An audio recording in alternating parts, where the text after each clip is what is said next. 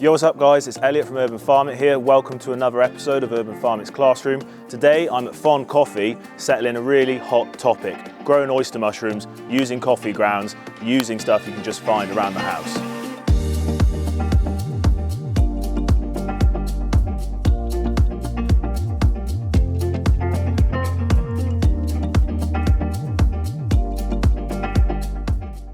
Sourcing quality substrates for your mushrooms is a key part of the growing process.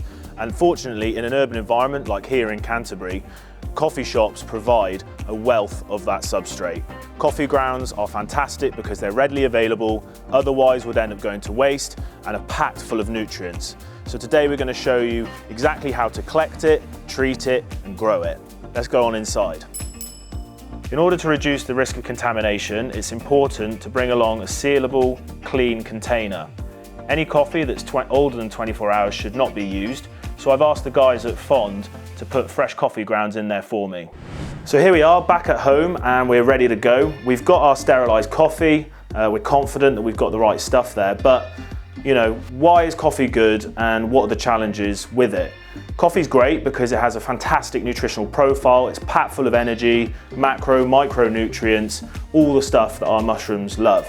However, if our mushrooms love it, so does contamination risks such as mold. That's why it's so important that you collect your coffee and use it almost straight away. At that point it's pasteurised, but beyond, you do risk contamination. So another factor when considering the risk of contamination is oxygen level. Our mushrooms are aerobic, that meaning that they like a nice oxygen-rich environment in which to grow.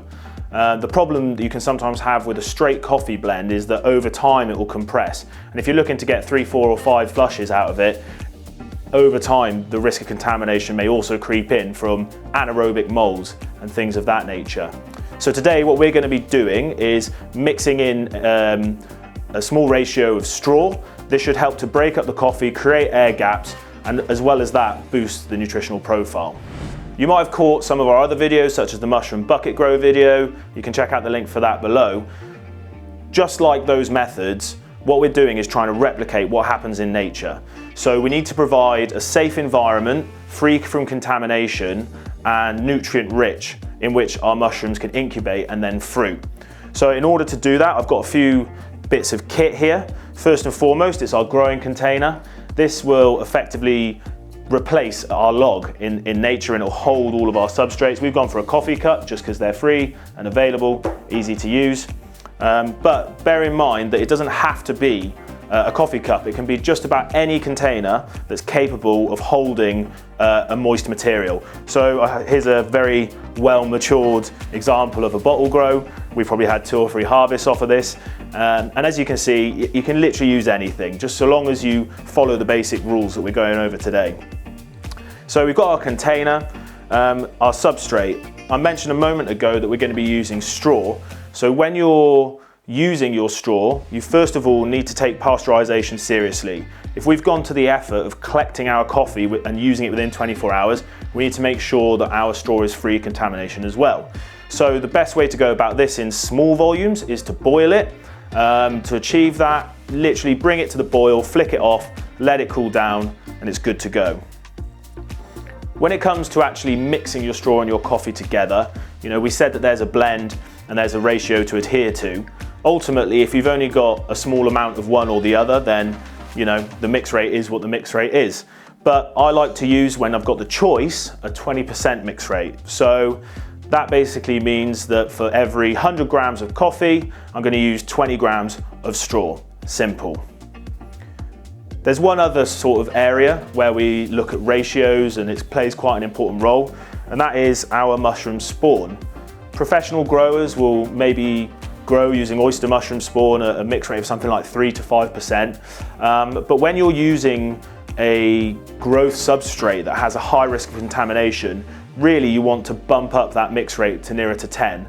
That means that your mushroom's got a much faster run through the material and the risk of contamination is far less. So what I've got here is I've just pre-weighed up 65 grams of mushroom spawn to go with my 650 grams of mix. At the risk of sounding like a broken record here, I'm going to bang on even more about sterilising your equipment and pasteurising your substrate. When you're using such a nutrient-dense substrate like coffee, it's really, really important that you take this seriously. That includes your hands, so we've got some alcohol gel here. It includes your equipment, we've got some alcohol spray. It's really, really good habit to get into to make sure that your whole workspace and all of your equipment is super clean.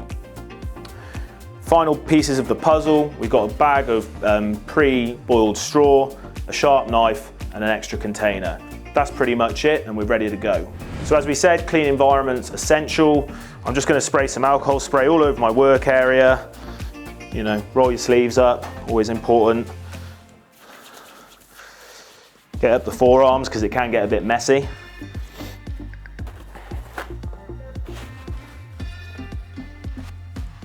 Cool. So, we've got our clean workspace. Now we're just gonna spray into our coffee cup. If you are using alcohol spray, then you do want to give it a wipe afterwards with some clean tissue. Alcohol tends to kill living organisms, and that's not what we want to happen with our mushrooms. It's also good practice if you've ever decontaminated a piece of kit and you want to keep it clean to just cover it over. You'll notice I've got some cling film over the top of my pre-mixed bits and bobs there. Just saves you doing it twice. Cool. And I'll just do the knife as well. Job done. Right.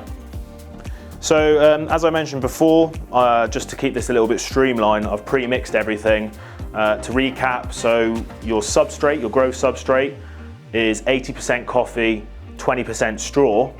You then take the total weight of that, and 10% is going to be spawn. All right, and once we come to the mixing, there's no fixed science, as I always say. Because I'm going to do a couple of cups, I'm going to mix them all in the bigger bowl and then transfer them into our growth container. It's good.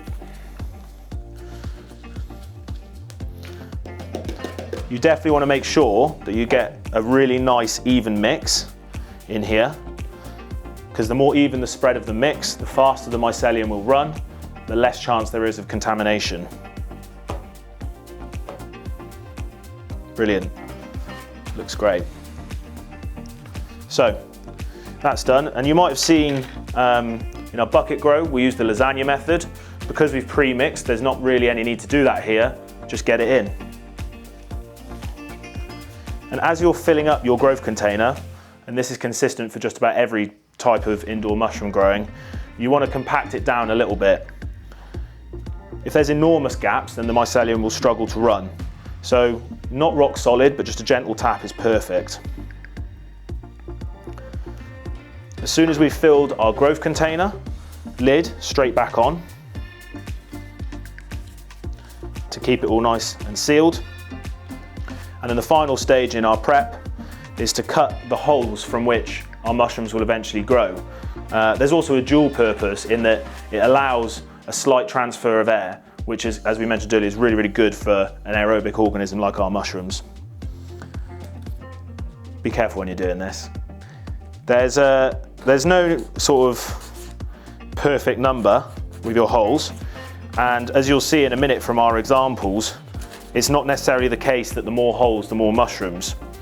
So on a grow the size of this cup, I'd like to just put sort of 3 to 4, nice and evenly spread around the sides of the cup.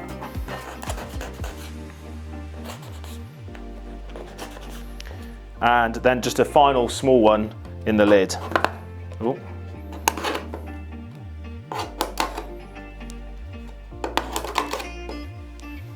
And that is it. We've now got our nice, clean, healthy substrate, mushroom spawn inside our container, and we're ready for the incubation stage. So for the incubation phase, what we're trying to replicate is when the mushroom mycelium is burrowing its way through a hardwood log. So we want to create an environment that's dark, with nice, consistent temperatures in the region of 20 to 23 degrees, and also with a bit of humidity, just so that the mycelium doesn't dry out.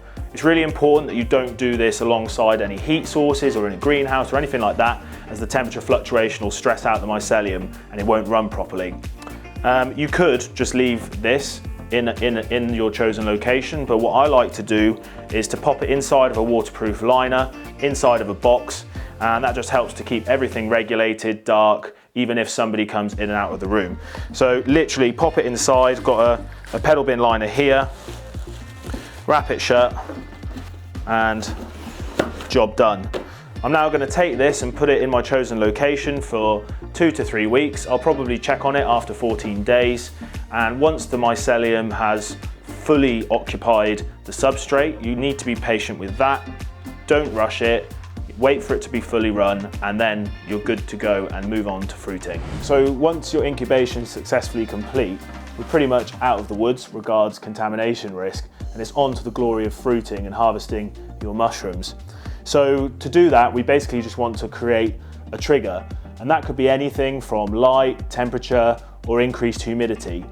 If we use the analogy that we looked at earlier of a mushroom burrowing its way through a log, when it reaches the edge of that log, all of a sudden there's light, there's a slight drop in temperature, and there's also a rich, oxygen-rich environment.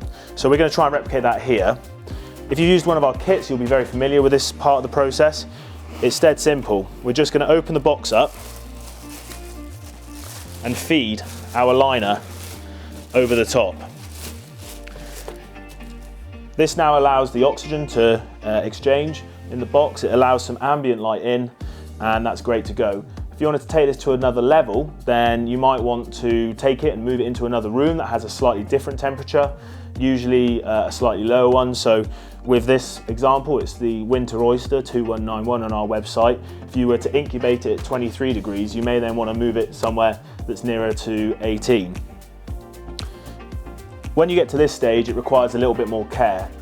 So daily or twice daily, you want to just take your spray bottle and mist the whole environment.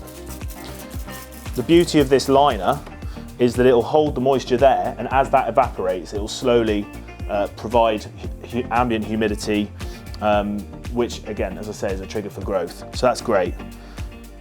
This stage will probably take anything from 10 days to 2-3 weeks.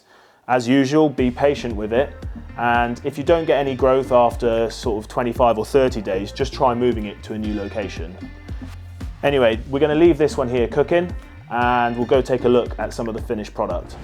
And there you have it, a couple of cracking examples of what you can achieve with 100% recycled and reused materials when growing oyster mushrooms. But you know, it's important to remember that no two flushes are the same. Sometimes you may produce from one hole, sometimes you may produce from 3. Nature is a wonderful thing, and all we can do is grow with it.